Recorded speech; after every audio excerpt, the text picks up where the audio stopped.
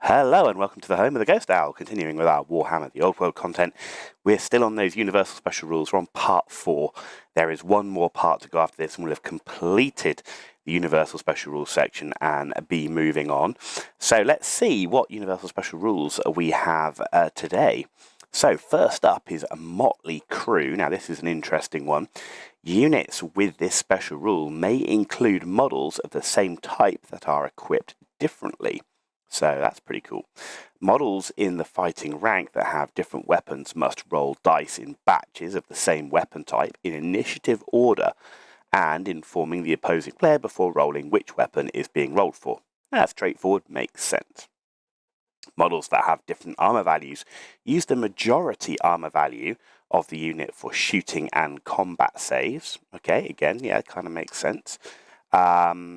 Against enemy shooting, casualties should be divided as equally as possible amongst the different types, okay? And against combat attacks, casualties are removed based upon the majority type in the fighting rank, with step-up replacements chosen by the controlling player. Okay, so it all makes sense. It's pretty straightforward stuff. If you've got a unit with a complete set of mixed loadouts, I'm not sure what units have Motley Crew. Sounds like a Vampire Coast thing, but outside of that, I'm not sure which ones have it yet. But yeah, nothing in there that stands out as being strange or good or bad. Move and shoot. Weapons with this rule can shoot even if they marched. Now that's going to be a great rule. It's going to give you lots of mobility. My guess is move and shoot like that. Shooting even if marched, maybe something like skirmish cavalry with bows, something like that. I mean, the only issue I've always had with missile cavalry is not being able to field enough of them because you need the number of shots. So, you know, what actual output do they have? Probably better off taking normal skirmish cavalry without ranged weapons, but we'll see. Move or shoot. A weapon with this rule cannot shoot if the unit moved for any reason, including rallying or reforming. Okay, yeah, pretty straightforward. That's more like a war machine rule. Okay, next up, move through cover. Models with this rule do not suffer any modifiers for moving through difficult or dangerous terrain. In addition, they may re-roll rolls of 1 when making dangerous terrain tests. And again, the value of this rule will be completely dependent upon the amount of terrain that is on the tabletop. As I said, I've seen a lot of boards with too little terrain, but if you've got appropriate amount of terrain and different types, this would be quite a useful rule, particularly move through things like woods and so on. Right, multiple shots. A weapon with this rule can either fire a single shot or fire multiple shots, the number of times indicated in the brackets. Okay. If multiple shots are fired, each additional shot suffers an additional -1 to hit modifier. Okay, not ideal. This is obviously, when I first saw multiple shots and, you know, things like this come back to things like Reaper bolt throwers or repeater crossbows and other things as well, but those are just sort of the things that sort of stuck in my mind. And you go, firing each additional shot with an additional -1 to hit modifier. Wow, I mean, multiple shots 2. Okay, multiple. As soon as you start getting to multiple shots 3, you're at -2 to hit modifier. And you go, I'm paying points for those multiple shots. This doesn't seem like a great rule to have. Maybe for 2 shots, but beyond that, you need some good ballistic skill to make use of it. All models in the unit must fire single or multiple shots. And if the number in brackets is a dice roll, each model must roll separately. So I think it's going to be a pretty rare occasion you'll have multiple models on dice rolls. Okay, yeah, doesn't seem that great once you get above 2. I wouldn't want to be paying points for like multiple shots 3 or 4 and then having that -1, -2, -3 penalty. Okay, multiple wounds. Each unsaved wound equals the number of wounds shown in brackets, and if the number in brackets is a dice roll, roll separately for each unsaved wound. Okay, makes sense. Excess wounds caused by multiple wounds are lost and have no effect. So if you're killing a 1 wound model with 3 wounds, It's not going to, basically lose the other 2 wounds. However, if the model is a character, the excess wounds will count for overkill, which is obviously where those excess wounds go towards the combat result. So actually having a multiple wound weapon on a character is great, particularly if they're in a combat in a unit, so they're not on their own. But overall, anything that has multiple wounds is going to be great. Your value out of it is going to depend upon the target, of course. So if you've got a lot of like multiple wound weapons going into a standard unit of infantry with 1 wound, you're losing the benefit of that. So you've paid points for the multiple wounds, so you're not really getting the use out of those. So yeah, I think it depends. You've got to think about the target of these weapons to get the most out of that rule. But never a bad thing to have. All right, open order. Units with this rule may use the open order formation. Okay, and in fact, the next section after Universal Special Rules is going to be unusual formations, so maybe we'll get to see more about that there. Okay, poisoned attacks. When rolling a natural 6 to hit, the enemy model is automatically wounded. Unless specified otherwise, this applies to shooting and combat attacks. Spells and magic weapons are unaffected, and if a hit roll of 7+ is needed, this rule cannot be used. So, yeah, if you've got a 7+ to hit, you can't use poisoned attacks. Now, if you've got poisoned attacks and killing blow, you're screwing yourself a little bit, because any of those automatic wounds, you can't use killing blow. So, yeah, don't combine poison attacks and killing blow, and also be cognizant of what your shooting is, and the modifiers as whether you're getting those poison attacks or not. It might be better to shoot a less optimal unit to ensure you get the benefit of the poisoned attacks, if you have too many negative modifiers. Okay, ponderous. A weapon with this rule suffers a -2 to hit modifier for moving and shooting. It's kind of an interesting one, this one. You've kind of got the move or shoot, where basically you can't move and shoot, and then you've got like move, where you can move and shoot at a -1 modifier, and then you've got this ponderous, which is -2 modifier for moving and shooting. Either this is a rule for a very specific type of unit.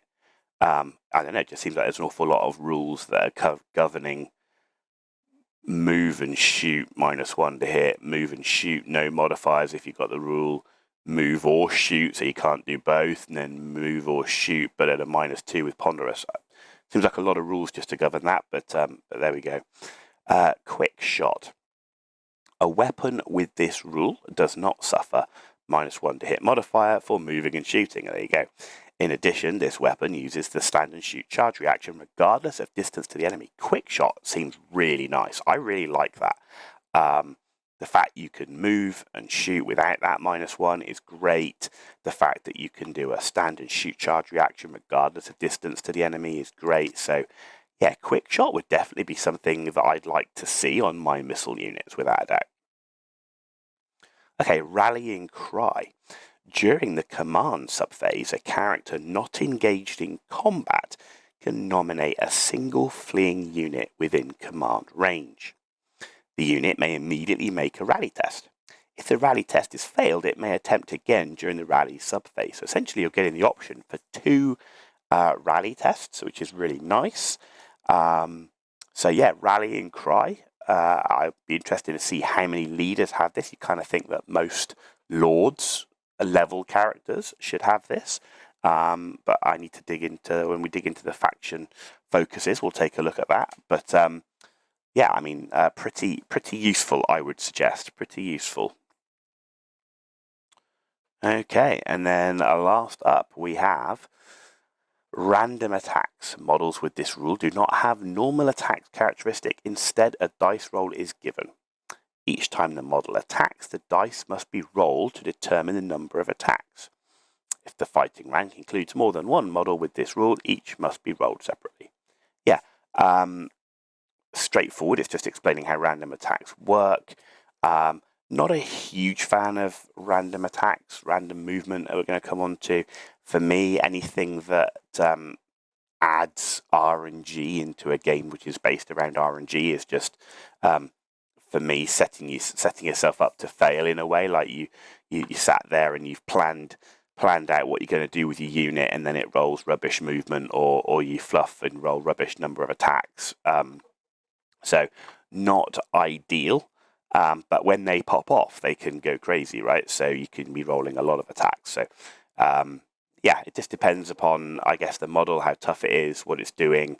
But anything that adds randomness to an RNG game on top of it is, in my mind, not a great thing when you're trying to plan out how your strategy and how you want your units to move and perform.